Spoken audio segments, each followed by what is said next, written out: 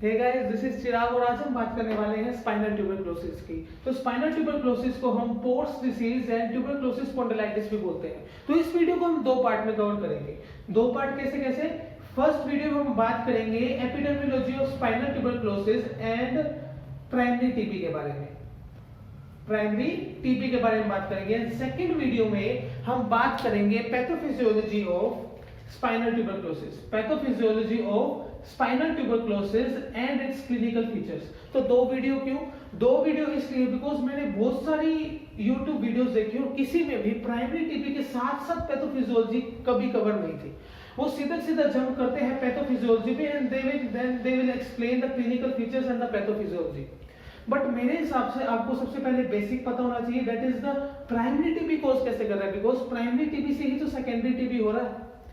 Secondary तो होता है जो स्पाइनल ट्यूबरक्लोसिस होता है। तो सबसे पहले हम बात करेंगे प्राइमरी टीबी की और उसके बाद हम बात करेंगे पैथोफिजियोलॉजी ऑफ स्पाइनल ट्यूबरक्लोसिस। ठीक है, ये क्योंकि आपके एग्जाम्स के लिए बहुत ज्यादा इंपॉर्टेंट है। तो सबसे पहले आपको बताना पड़ेगा कि प्राइमरी टीबी क्या होता है। तो हम शुरू करेंगे epidemiology of spinal tuberculosis then primary TB से, जो कि शॉर्ट वीडियो बनेगी, इतनी ज्यादा वीडियो नहीं बनेगी, 20 मिनट ज्यादा से ज्यादा की। And pathophysiology of spinal tuberculosis and clinical features हम नेक्स्ट पार्ट में कवर करेंगे, जो कि होगा पार्ट 2। तो हम शुरू करते हैं स्पाइनल ट्यूबरक्लोसिस से। तो generally there are various tuberculosis, for example meningeal tuberculosis, pulmonary tuberculosis, और ऐसे ही होता है स्केलेटल ट्यूबरक्लोसिस भी। ऐसे ही क्या होता है? स्केलेटल ट्यूबरक्लोसिस भी। और स्केलेटल ट्यूबरक्लोसिस में डिफरेंट टाइप्स होते हैं। फॉर एग्जांपल कैसे? फॉर एग्जांपल हिप ट्यूबरक्लोसिस हो गया, नी ट्यूबरक्लोसिस हो गया, एंकल ट्यूबरक्लोसिस हो गया, शोल्डर ट्यूबरक्लोसिस हो गया, और ऐसे ही आता है स्पाइनल ट्यूबरक्लोसिस। ऐसे क्या आता है? स्पाइन का ट्यूबरक्लोसिस, और जिसको हम क्या बोलते हैं? पोर्ट स्पाइन, है ना? पोर्ट स्पाइन बोलते हैं ना। मैंने आपको बताया था कि पोर्ट्स डिसीज, ट्यूबरक्लोसिस, स्पॉन्डिलाइटिस हम इसको बोल सकते हैं। ठीक है, तो you will shock to know कि more than 50% of the person who are infected with the skeletal tuberculosis have spinal tuberculosis। मतलब सबसे 50% से भी ज्यादा जो पीपल हैं are affected from the spinal tuberculosis। ठीक है, if we are talking about skeletal tuberculosis। और उसके बाद सबसे ज्यादा कॉमन है hip tuberculosis, और उसके बाद सबसे ज्यादा कॉमन है knee tuberculosis। ठीक है, तो हम बात करते हैं, अगर हम बात करें सिंपल नॉर्मल ट्यूबरक्लोसिस की, तो 1/3 of the world population is affected from the tuberculosis. 1/3 of the world population. ठीक है, ये आप एपिडेमियोलॉजी भी लिख सकते हो कि 1/3 of the world population is affected from the tuberculosis. इसका मतलब पता क्या है? इसका मतलब है more than 2 billion people, more than 2 billion people affected from the tuberculosis. ठीक है, बट इसका मतलब ये नहीं है कि 2 बिलियन पीपल को ही साइन एंड सिम्टम्स भी होंगे। ठीक है, 90 to 95% of the population aren't aware that they have TB. अब ऐसा क्यों? ऐसा इसलिए बिकॉज इस टाइम पर टीबी एक लेटेंट स्टेज में होता है या फिर इनएक्टिव स्टेज में होता है। इनएक्टिव स्टेज का मतलब होता है कि वो एक डीप स्लीप में चला जाता है। मैं आपको अभी अच्छे से बताऊंगा क्या होता है, बस आप अभी जान लीजिए कि 90 to 95% of the tuberculosis patient aren't aware that they have TB because they are in a dormant stage, they are in a deep sleep. ठीक है, एंड 5 to 10% जो रिमेनिंग पॉपुलेशन है, सिर्फ उनको पता है, they know that they have something to do with the tuberculosis. तो हमें पता ही है कि जो इन्फेक्टियस एजेंट है, जो मोस्ट इन्फेक्टियस एजेंट है, वो क्या है? Mycobacterium tuberculosis. मतलब माइकोबैक्टीरियम ट्यूबरक्लोसिस की वजह से ही क्या हो रहा है? टीबी हो रहा है। Mycobacterium tuberculosis. तो it generally affect lower thoracic and thoracolumbar segments, lower thoracic and thoracolumbar segment। ऐसा क्यों होता है? ऐसा इसलिए होता है because of the proximity of cisterna chylae, lungs and kidney like structures। तो सिस्टर्ना काइले या lungs and kidney like structure होने से क्या होता है? बिकॉज यहाँ पर सिस्टर्ना काइले is the bodies largest lymphatic organ. और आगे जाके आपको पता चलेगा कि ये चीज क्यों इतनी ज्यादा सिग्निफिकेंट है, या इसका इतना बड़ा सिग्निफिकेंस क्यों है। तो अब हम जनरली बात करेंगे एपिडेमियोलॉजी ऑफ स्केलेटल ट्यूबरक्लोसिस। तो according to the global TB report in 2019 by WHO, उन्होंने कहा कि 10 million new cases I had TB के and 1.2 million new deaths are there. ठीक है, 1.2 मिलियन डेथ हुई है। ठीक है, आपको एक सबसे ज्यादा शॉकिंग बात बताऊं, 1.2 मिलियन डेथ में से 250,000 जो पेशेंट्स थे वर इन्फेक्टेड फ्रॉम HIV वायरस, मतलब इसका कहीं ना कहीं इम्यूनिटी से लेना देना है। ठीक है, तो अब ये मैं सिर्फ जस्ट एक कोइंसिडेंस की बात नहीं कर रहा हूं। अगर आप ट्रीटमेंट रेशियो की भी बात करते हो, अगर पेशेंट को टीबी के साथ साथ HIV पॉजिटिव भी है, तो द ट्रीटमेंट जो सक्सेसफुल ट्रीटमेंट रेशियो है इज जस्ट 73%। और अगर हम बात करते हैं कि जब पर्सन को ओनली HIV है, तो उस टाइम पे जो ट्रीटमेंट रेशियो होता है, सक्सेसफुल ट्रीटमेंट रेशियो होता है, will gain its percentage to 87%। The risk of developing TB is estimated to be 20 to 37 times increase when the person is HIV positive than the non-HIV positive patient. ठीक है, तो out of more than 210 countries, 8 countries account for 66% of the world TB population in 2019. Can you believe it कि 8 countries में 66% से भी ज्यादा TB population है, and बाकी की 202 कंट्रीज या उससे भी ज्यादा कंट्रीज में only rest of the TB patient रहते हैं। ठीक है, वो 8 कंट्रीज कौन सी है? India, Pakistan, Bangladesh, China, Nigeria, Philippines, Africa and Indonesia. ठीक है, तो ये 8 कंट्रीज में 66% ऑफ द वर्ल्ड पॉपुलेशन लाई करती है। अ study evaluated the epidemiology of musculoskeletal TB in UK. The review of the data of musculoskeletal TB over 6 years from 1999 to 2004 that were 729 patients with TB. So approx 8% cases had musculoskeletal involvement, nearly 50% of them were infected from the spinal TB, and majority of the 74% were from the Indian subcontinent. ठीक है, मतलब TB का immigrant से भी बहुत ज्यादा affect पड़ता है। मतलब अगर एक पर्सन एक कंट्री से दूसरी कंट्री जा रहा है, तो उस टाइम पे भी टीबी का इम्पैक्ट इंक्रीज हो रहा है। इससे हमें ये सीखने को मिलता है। ठीक है, अब हम बात करते हैं मेन इन्फेक्टेड एजेंट की एंड उसके सोर्स की। तो अब हम बात करते हैं मेन इन्फेक्टिस एजेंट की। Main infectious agent is the mycobacterium tuberculosis. ठीक है, मेन एजेंट कौन सा है? Mycobacterium tuberculosis. ठीक है, firstly it is a rod shape bacteria. ठीक है, ऐसा होता है।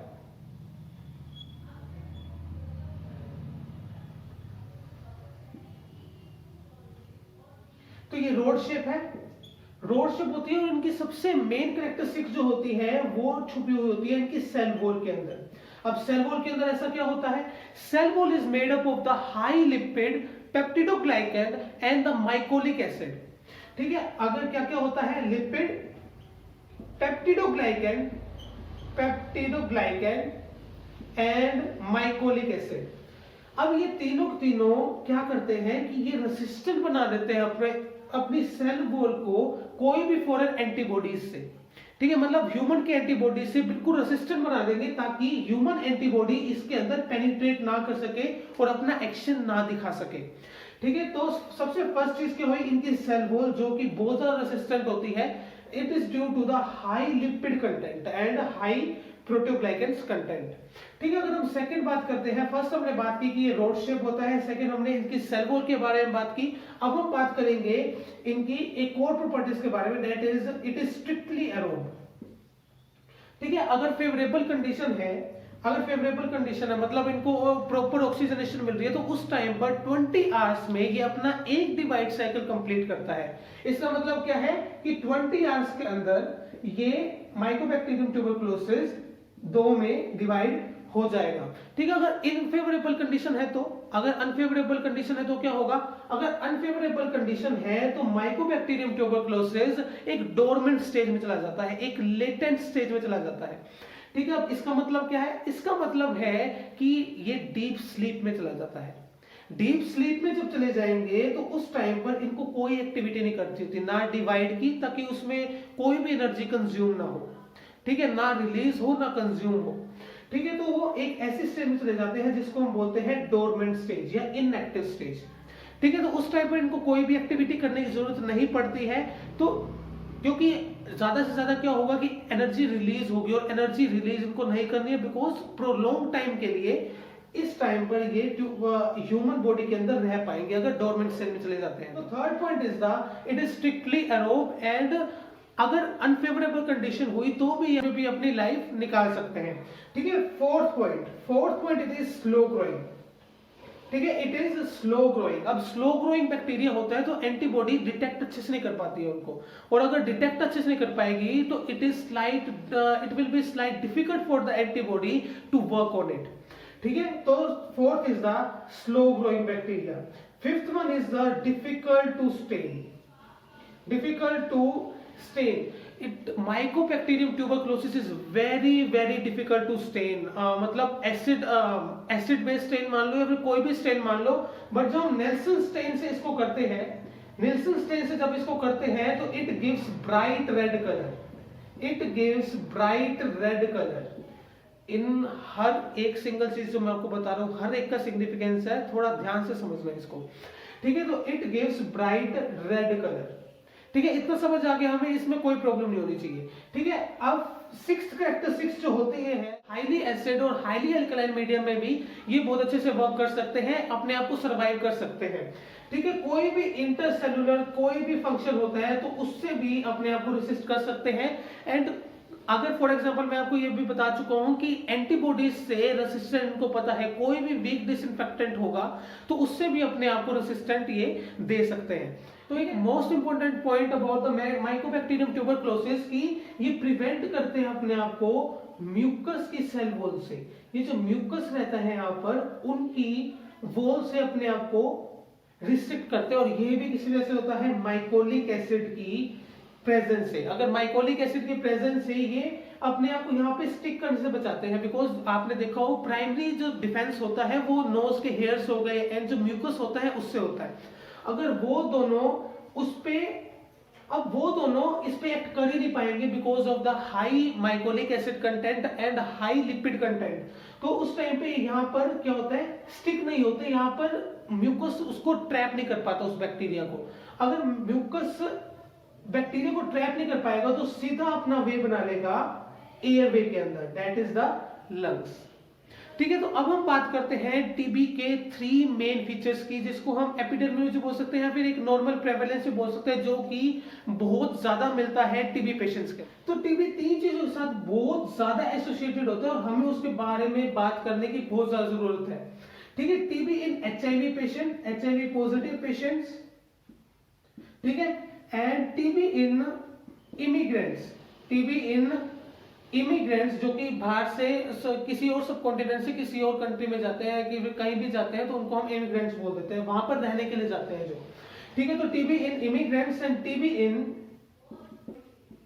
प्रिजन्स, ठीक है। तो अगर हम बात करते हैं एचआईवी पेशेंट की, मैंने आपको पहले भी बहुत ज्यादा बताया है, इसमें risk of developing TB increases to 20 to 37 time when the person is coinfected with the HIV virus, ठीक है। 20 to 37 टाइम्स इंक्रीज हो जाता है, ठीक है। इमिग्रेंट्स में हमने, अगर आपको ध्यान हो तो हमने अभी बात की थी कुछ टाइम पहले कि 74% ऑफ पॉपुलेशन इंडियन सब कॉन्टिनेंट से थी जब वो रिसर्च हुई थी, ठीक है। तो हमें ये पता लगता है कि इमिग्रेंट्स भी कितना ज्यादा एसोसिएटेड है टीबी को कोज करने के लिए, ठीक है। मतलब टीबी इनके साथ एसोसिएटेड होता है, मेरा कहने का मतलब सिर्फ ये है, ठीक है। Third is the TB in prisons, और ये हमें समझना बहुत जरूरी है।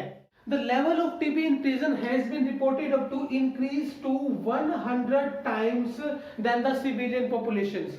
मतलब अगर एक नॉर्मल पॉपुलेशन है एंड एक प्रिजनर है जो कि जेल में रह रहा है, तो उस टाइम पे प्रिजनर को 100 टाइम्स ज्यादा रिस्क है ट्यूबरक्लोसिस होने का, ठीक है। आप समझ पा रहे हो कि कितना ज्यादा ये प्रेवलेंट है। ऐसा किस लिए होता है, ये मेन चीज है, ठीक है। एक तो उनको न्यूट्रिशन अच्छे से नहीं मिलता, इम्प्रॉपर न्यूट्रिशन होता है, ठीक है। इम्प्रॉपर न्यूट्रिशन के अलावा अर्ली डायग्नोसिस नहीं पता उस चीज का। फॉर एग्जांपल अगर प्राइमरी अगर प्राइमरी स्टेज में अगर हम टीबी को थोड़ा बहुत भी रोक पाए तो कितना बहुत ज्यादा बेनिफिशियल होता है, बट इस टाइम पे early diagnosis is not possible. अगर अर्ली डायग्नोसिस हो भी जाता है तो अर्ली ट्रीटमेंट नहीं मिल पाता है उनको, ठीक है। तो लेट ट्रीटमेंट भी इनका बहुत बड़ा एक फैक्टर है। And the fourth thing is the poor ventilation.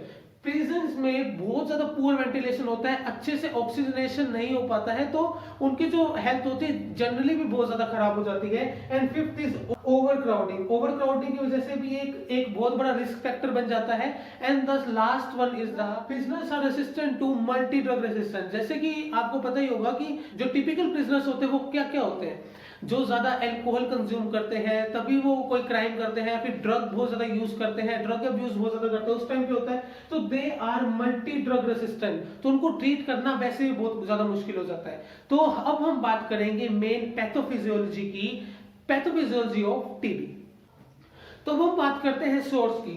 Source can be a droplet infection, ठीक है। ड्रॉपलेट इन्फेक्शन पॉसिबल है कि ड्रॉपलेट इन्फेक्शन हो कि मतलब मैं इन्फेक्टेड हूं अगर टीबी के, मैं स्नीज कर रहा हूं या कफ कर रहा हूं तो सामने वाले जो पर्सन है उसको पॉसिबल है कि जो बेसिलाई जो माइकोबैक्टीरियम ट्यूबरकुलोसिस है वो मेरे थ्रू वो दूसरे पर्सन के अंदर चले जाए, ठीक है। तो फर्स्टली अब क्या क्या होना चाहिए, फर्स्टली मेरे प्राइमरी डिफेंस को वर्क करना चाहिए and through air, through hairs या फिर थ्रू म्यूकस वो वहीं पे स्टिक कर देना चाहिए, है ना, ताकि स्टिक हो जाए तो आगे जाके वो लोअर एयरवे में ना जा पाए। बट मैंने आपको पहले बताया कि वो रेसिस्टेंट है कोई भी म्यूकस ट्रैप के। इसका मतलब क्या है कि वो म्यूकस के ट्रैप में नहीं आएगा because of its cell wall, ठीक है। तो it makes it way to the deep airways. तो डीप एयरवेज में जाके इन द एल्वेलाई वो अपना वर्क करेगा, ठीक है। हमें अच्छे से पता है कि एल्वेलाई के अंदर बहुत ज्यादा मैक्रोफेजेस होते हैं। क्या होते हैं? मैक्रोफेजेस होते हैं, ठीक है। जनरली क्या होता है कि कोई भी अगर फॉरेन पार्टिकल हमारे एल्वेलाई तक पहुंच भी जाता है तो उस टाइम पर क्या होता है कि मैक्रोफेजेस जो होते हैं ना उनको क्या कर लेते हैं, फॉर एग्जांपल ये फॉरेन पार्टिकल है, ठीक है, उस टाइम पे क्या करेगा, जो मैक्रोफेजेस हो गए उनको क्या कर लेंगे, फैगोसाइट कर लेंगे, ठीक है। पहले यहाँ पे था उनको उन्होंने इंगल्फ कर लिया, ठीक है, फैगोसाइट कर लिया। तो उनके पास एक प्रोटीन होता है दैट इज फैगोसाइटोसोम, ठीक है। फैगोसाइटोसोम क्या करता है, इसके साथ जो फॉरेन पार्टिकल है उसके साथ फ्यूज करेगा और इसके अंदर क्या होते हैं, फैगोसाइटोसोम के अंदर होते हैं हाइड्रोलिटिक एंजाइम। हाइड्रोलिटिक एंजाइम कोई भी बायोलॉजिकल टिश्यू को डाइजेस्ट करने का या फिर उसको खत्म करने का कैपेबल होते हैं, उसमें कैपेबल होते हैं, ठीक है। तो इनके साथ क्या कर लेते हैं, फ्यूजन कर लेगा, और फ्यूजन कर लेगा तो कैसे दिखेगा मैं आपको बता देता हूं। ये हो गया फ्यूजन, ये हो गया फ्यूजन। तो उस टाइम पर वो उसको डिस्ट्रॉय कर देता है और वहीं पे बात खत्म हो जाती है।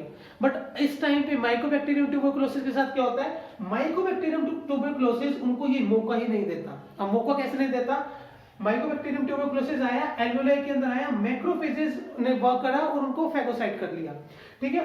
अब जो माइकोबैक्टीरियम ट्यूबरकुलोसिस है वो मैक्रोसाइट के अंदर है, ठीक है, मैक्रोफेजेस के अंदर है, मैक्रोफेजेस के अंदर है। अब मैक्रोफेजेस के अंदर है तो ये रहा फैगोसाइटोसोम, ठीक है। अब नॉर्मल रूटीन में क्या होना चाहिए था, नॉर्मल रूटीन में ये होना चाहिए था कि फ्यूज करते और उसको फिनिश कर देते बाय इस हाइड्रोलाइटिक एंजाइम। बट इस टाइम पे